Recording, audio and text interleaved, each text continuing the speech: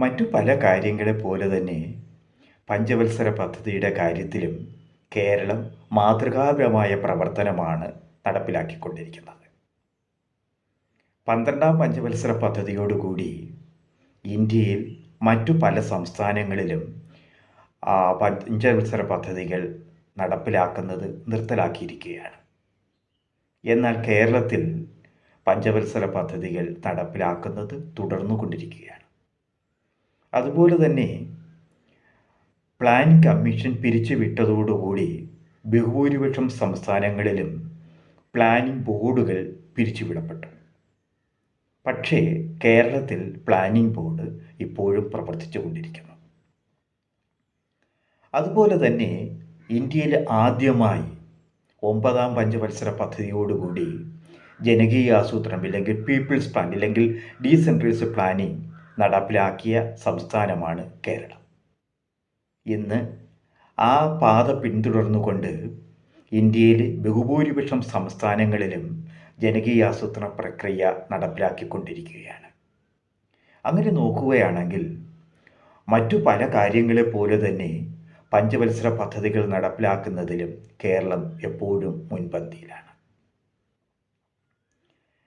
Research officer തസ്തികയ്ക്കും മറ്റ് Kerala public commission നടത്താൻ പോകുന്ന മറ്റു പരീക്ഷകൾക്കും പ്രയോജനകരമാകുന്ന തരത്തിൽ കേരളത്തിലെ പഞ്ചവത്സര പദ്ധതികളെക്കുറിച്ചുള്ള ഒരു ചെറു വീഡിയോ ആണ് എക്രഡൻസ് ഇവിടെ അവതരിപ്പിക്കുന്നത്.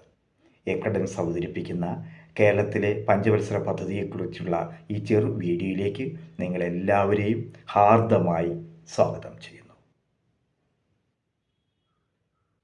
കേരള പബ്ലിക് സർവീസ് കമ്മീഷൻ കഴിഞ്ഞ വർഷങ്ങളിൽ പരീക്ഷയ്ക്ക് ചോദിച്ച ചോദ്യങ്ങൾ പരിശോധിച്ചപ്പോൾ കേരളത്തിലെ പഞ്ചവത്സര പദ്ധതികളുമായി നിരവധി ചോദ്യങ്ങളാണ് പരീക്ഷാ ചോദ്യങ്ങളിൽ ഉണ്ടായിരിക്കുന്നത്. അതായത് 1ാം പഞ്ചവത്സര പദ്ധതി എന്നാണ് തുടങ്ങിയത്, ആദ്യത്തെ ചെയർമാൻ ആരായിരുന്നു, 1ാം പഞ്ചവത്സര പദ്ധതിയിലും അല്ലെങ്കിൽ വിവിധ പദ്ധതികളിൽ കൊടുത്ത പ്രാധാന്യം എന്താണ്, ഗരീബി ഘട്ടാവ് എന്നാണ് തുടങ്ങിയത്, 3 പഞ്ചവത്സര പദ്ധതികൾ കഴിഞ്ഞതിന് ശേഷം പ്ലാൻ ഹോളിഡേയ്സ് ഉണ്ടാകുന്നുണ്ടായ കാരണം എന്താണ്, ജനകീയ ആസൂത്രണം എന്നാണ് കേരളത്തിൽ ആരംഭിച്ചത്, ഇന്ത്യയിൽ ഏതെല്ലാം സംസ്ഥാനങ്ങൾ ജനകീയ ആസൂത്രണം ഇപ്പോൾ നടപ്പിലാക്കിക്കൊണ്ടിരിക്കുന്നുണ്ട്, സംസ്ഥാന പ്ലാനിംഗ് ബോർഡിലെ വൈസ് ചെയർമാൻ ആരാണ്, തുടങ്ങിയ നിരവധി ചോദ്യങ്ങളാണ് പബ്ലിക് സർവീസ് കമ്മീഷൻ കഴിഞ്ഞ വർഷങ്ങളിൽ ചോദിച്ചിരിക്കുന്നത്. അതുപോലെ തന്നെ കേരള പബ്ലിക് സർവീസ് കമ്മീഷൻ കഴിഞ്ഞ 2020 നടത്തിയ റിസർച്ച് ഓഫീസർ തസ്തികയിലും നിരവധി ചോദ്യങ്ങൾ കേരളത്തിലെ പഞ്ചവത്സര പദ്ധതികളുമായി ബന്ധപ്പെട്ട് ചോദിക്കുകയുണ്ടായി. ഇത്തരം ചോദ്യങ്ങൾക്ക് ഉത്തരം കണ്ടുപിടിക്കാൻ പദ്ധതികൾക്ക് ചുക്കാൻ പിടിക്കുന്നതാണ് കേരള സ്റ്റേറ്റ് പ്ലാനിംഗ് ബോർഡ് ആക്കുന്നത്.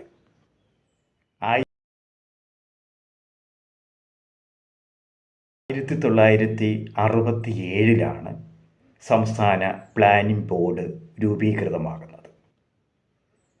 അന്നത്തെ മുഖ്യമന്ത്രിയായിരുന്ന EMS നമ്പൂതിരിപ്പാടാണ് ആദ്യത്തെ ചെയർമാൻ. MK ഹമീദ് ആണ് ആദ്യത്തെ വൈസ് ചെയർമാൻ. എല്ലാ വർഷവും എക്കണോമിക് റിവ്യൂ പ്രസിദ്ധീകരിക്കുക, മറ്റ് വകുപ്പുകളുമായി തുടങ്ങിയവയാണ് കേരള സ്റ്റേറ്റ് പ്ലാനിംഗ് ബോർഡിൻ്റെ പ്രധാന കർത്തവ്യങ്ങൾ. ഈ ചുമതലകൾ നിർവഹിക്കുന്നതിനായി പ്രധാനമായും 7 ടെക്നിക്കൽ യൂണിറ്റുകളാണ് പ്ലാനിംഗ് ബോർഡിൽ പ്രവർത്തിക്കുന്നത്. കൃഷിയുമായി ബന്ധപ്പെട്ടത്, ഡീസെൻട്രലൈസേഷൻ, അതുപോലെ തന്നെ ഇവാലുവേഷൻ, അതുപോലെ തന്നെ industries, perspective planning, plan coordination, social service തുടങ്ങിയ 7 ടെക്നിക്കൽ ഡിവിഷനുകളാണ് പ്ലാനിംഗ് ബോർഡിൽ പ്രവർത്തിക്കുന്നത്. തിരുവനന്തപുരമാണ് ഇതിൻ്റെ ആസ്ഥാനം. ആദ്യത്തെ 12 പഞ്ചവത്സര പദ്ധതിയിലും കേന്ദ്രത്തിൽ നടപ്പിലാക്കിയ അല്ലെങ്കിൽ ദേശീയ തലത്തിലുള്ള സാമ്പത്തിക ആസൂത്രണത്തിനുണ്ടായിരുന്ന ഒബ്ജക്റ്റീവ്സും സ്ട്രാറ്റജിയുമാണ് കേരളത്തിലെ പഞ്ചവത്സര പദ്ധതികളിലും ഉണ്ടായിരുന്നത്. അതിൽ നിന്ന് കുറേ വിഭിന്നമായത് 9ാം പഞ്ചവത്സര പദ്ധതി കാലം മുതൽ തന്നെയാണ്. 12ാം പഞ്ചവത്സര പദ്ധതിയോടുകൂടി കേന്ദ്രത്തിൽ നിർത്തലാക്കിയ പഞ്ചവത്സര പദ്ധതികൾ കേരളത്തിൽ അതിനുശേഷം 13, 14 എന്നീ 2 പഞ്ചവത്സര പദ്ധതികൾ കൂടി നടപ്പിലാക്കിയിട്ടുണ്ട്. ആദ്യമായി ഞാൻ നിങ്ങളോട് പറയുവാനായി ആഗ്രഹിക്കുന്ന കാര്യം എന്ന് പറയുന്നത്, മറ്റു പല സംസ്ഥാനങ്ങളെ പോലെ കേരളത്തിലും ആദ്യത്തെ പഞ്ചവത്സര പദ്ധതി തുടങ്ങിയത് 1951-ലാണ്. ഞാനത് പ്ലാനിങ് ചരിത്രം, ഇന്ത്യയിലെ മറ്റു പ്ലാനിങ് ചരിത്രത്തെക്കുറിച്ച് ഇന്നും പോകുന്നില്ല. ആദ്യത്തെ പഞ്ചവത്സര പദ്ധതിയിൽ കേരളത്തിലെ വിഹിതം എന്ന് പറയുന്നില്ലെങ്കിൽ കേരളത്തിലെ ടോട്ടൽ ഔട്ട്ലേ എന്ന് പറയുന്നത് 30.03 കോടി രൂപയായിരുന്നു. അത് 2ാം പഞ്ചവത്സര പദ്ധതി ആയപ്പോൾ നമ്മുടെ പ്ലാൻ അലോക്കേഷൻ 87 കോടിയിലായി വർദ്ധിച്ചു. അതാണ് ഇപ്പോൾ 11ാം പഞ്ചവത്സര പദ്ധതിയിൽ 40,422 കോടിയായിട്ടാണ് അത് വർദ്ധിച്ചത്. ആ 12ാം പഞ്ചവത്സര പദ്ധതി ആയപ്പോൾ നമ്മുടെ പ്ലാൻ ഔട്ട്ലേ എന്ന് പറയുന്നത് 1,02,000 കോടി രൂപയായി വർദ്ധിച്ചു. അത് 13ാം പഞ്ചവത്സര പദ്ധതി ആയപ്പോൾ നമ്മുടെ പ്ലാൻ അലോക്കേഷൻ 2 ലക്ഷം കോടിയിലേക്കും 14ാം പഞ്ചവത്സര പദ്ധതിയിൽ 2,15,000 ലക്ഷം രൂപയായും നമ്മുടെ പ്ലാൻ അലോക്കേഷൻ വർദ്ധിക്കുകയുണ്ടായി. അപ്പോൾ ഇതിൽ നിന്ന് നമ്മൾ മനസ്സിലാക്കേണ്ട ഒരു കാര്യമെന്ന് പറയുന്നത്, പഞ്ചവത്സര പദ്ധതികൾക്ക് മറ്റു പല സംസ്ഥാനങ്ങളെക്കായും ഒരു വൻപിച്ച ഒരു പ്രാധാന്യമാണ് കേരളം നൽകിയിരിക്കുന്നത്. 14ാം പഞ്ചവത്സര പദ്ധതിയുടെ കാലയളവെന്ന് പറയുന്നത് 2022 തുടങ്ങി 2027 അവസാനിക്കുന്ന കാലഘട്ടമാണ്. ഞാൻ മുമ്പ് സൂചിപ്പിച്ചതുപോലെ ഇതിൻ്റെ മൊത്തം പ്ലാൻ അലോക്കേഷൻ എന്ന് പറയുന്നത് 2.15 ലക്ഷം കോടി രൂപയാണ് പ്ലാൻ അലോക്കേഷൻ. 14ാം പഞ്ചവത്സര പദ്ധതിയുടെ പ്രധാന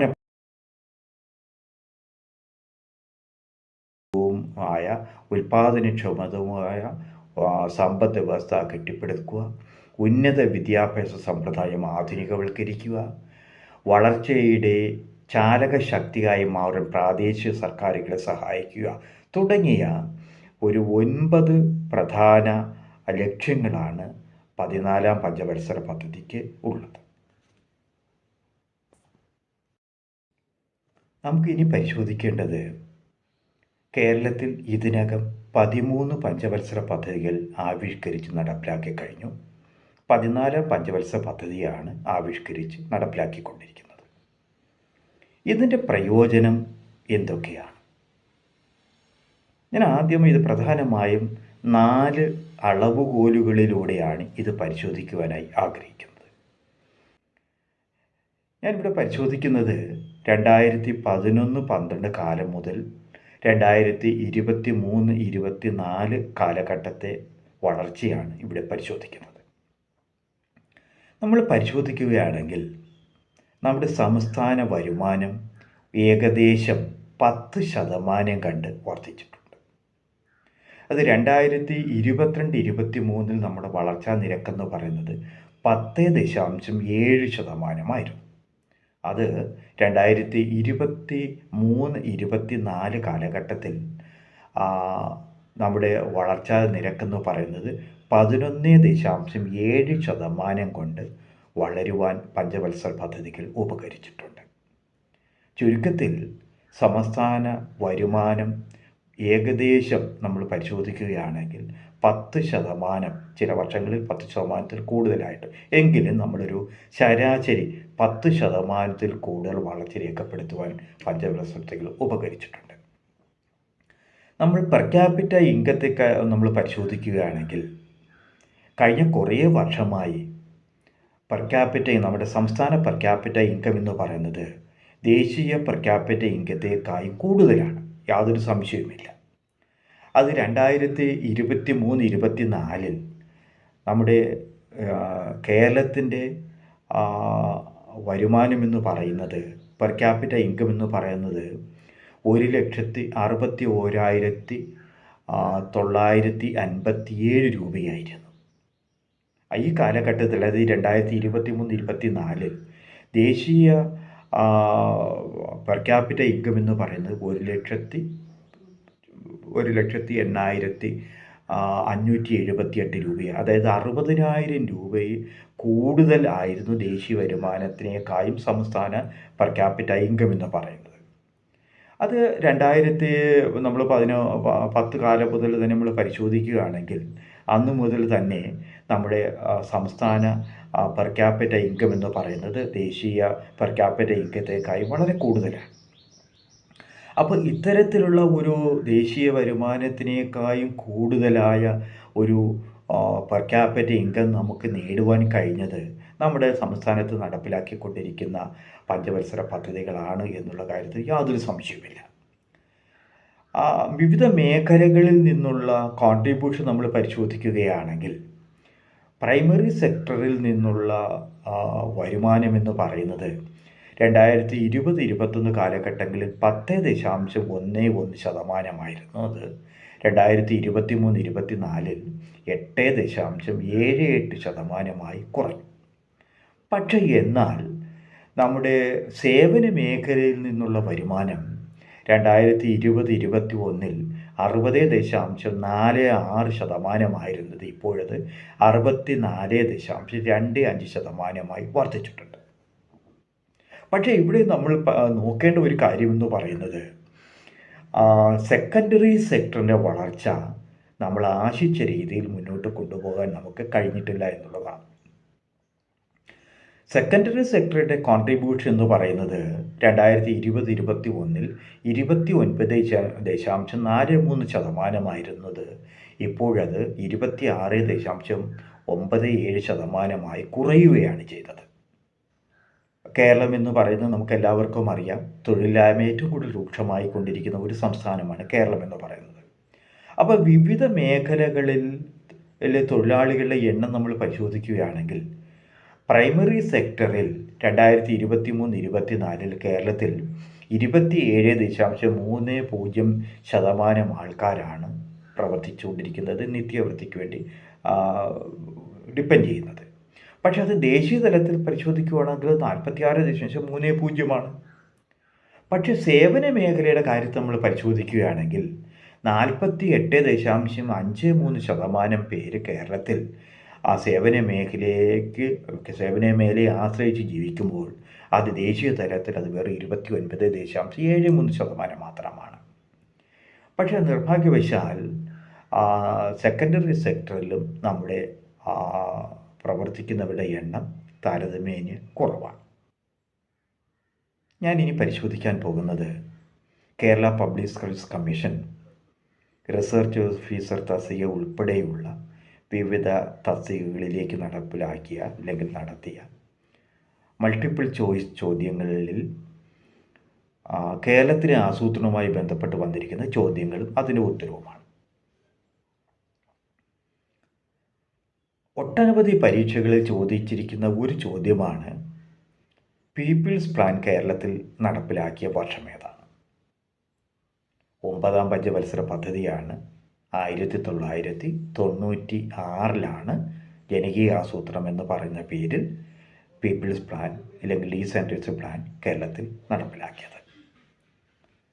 അതാണ് ആദ്യമായി ചോദിച്ചിരിക്കുന്ന പ്രധാനമായ ചോദ്യം. രണ്ടാമത് പരീക്ഷകളിൽ ചോദിച്ചിരിക്കുന്ന ഒരു ചോദ്യം എന്ന് പറയുന്നത് കേരള സ്റ്റേറ്റ് പ്ലാനിംഗ് ബോർഡ് നിലവിൽ വന്ന വർഷം 1967. ചില പരീക്ഷകളിൽ ആദ്യത്തെ ചെയർമാൻ്റെ പേര് ചോദിച്ചിട്ടുണ്ട്. ആദ്യത്തെ ചെയർമാൻ എന്ന് പറയുന്നത് അന്നത്തെ മുഖ്യമന്ത്രിയായിരുന്ന EMS നമ്പൂതിരിപ്പാടാണ്. അതുപോലെ തന്നെ ഇപ്പോഴത്തെ ചെയർമാൻ്റെ വൈസ് ചെയർമാൻ്റെ പേരും ചോദിക്കാറുണ്ട്. ചെയർമാൻ്റെ പേര് നിങ്ങൾക്ക് എല്ലാവർക്കും അറിയാം, മുഖ്യമന്ത്രിയുടെ പേരാണ്. വൈസ് ചെയർമാൻ രാമേന്ദ്ര സാറിൻ്റെ പേരാണ് നമുക്ക് പരീക്ഷയ്ക്ക് ചോദിച്ചാൽ എഴുതേണ്ടത്. അതുപോലെ തന്നെ ചോദിച്ചിരിക്കുന്ന ഒരു ചോദ്യമാണ് ദേശീയ തലത്തിൽ എല്ലാ സംസ്ഥാനങ്ങളിലും നടപ്പിലാക്കിയ അവസാനത്തെ പഞ്ചവത്സര പദ്ധതി ഏതാണ്? ഉത്തരമെന്ന് പറയുന്നത് 12ാം പഞ്ചവത്സര പദ്ധതിയാണ് ദേശീയ തലത്തിൽ എല്ലാ സംസ്ഥാനങ്ങളിലും നടപ്പിലാക്കിയത്. കേരളത്തിൽ മുടക്കമില്ലാതെ തന്നെ 13, 14 പഞ്ചവത്സര പദ്ധതികൾ ആവിഷ്കരിച്ച് നടപ്പിലാക്കിക്കൊണ്ടിരിക്കുകയാണ്. 13 പഞ്ചവത്സര പദ്ധതികൾ നടപ്പിലാക്കൽ അവസാനിപ്പിച്ചു. 14-ാം പഞ്ചവത്സര പദ്ധതിയാണ് ഇപ്പോൾ നടപ്പിലാക്കിക്കൊണ്ടിരിക്കുന്നത്.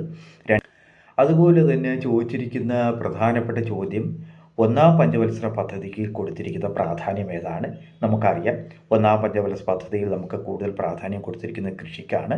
2-ാം പഞ്ചവത്സര പദ്ധതിയിൽ കൊടുത്തിരിക്കുന്നത് ഇൻഡസ്ട്രിയൽ ഡെവലപ്മെൻറ്റ്, പ്രത്യേകിച്ച് ബേസിക് ആൻഡ് ഇൻഡസ്ട്രീസിൻ്റെ വികസനത്തിനാണ് കൂടുതൽ പ്രാധാന്യം കൊടുത്തിരിക്കുന്നത്.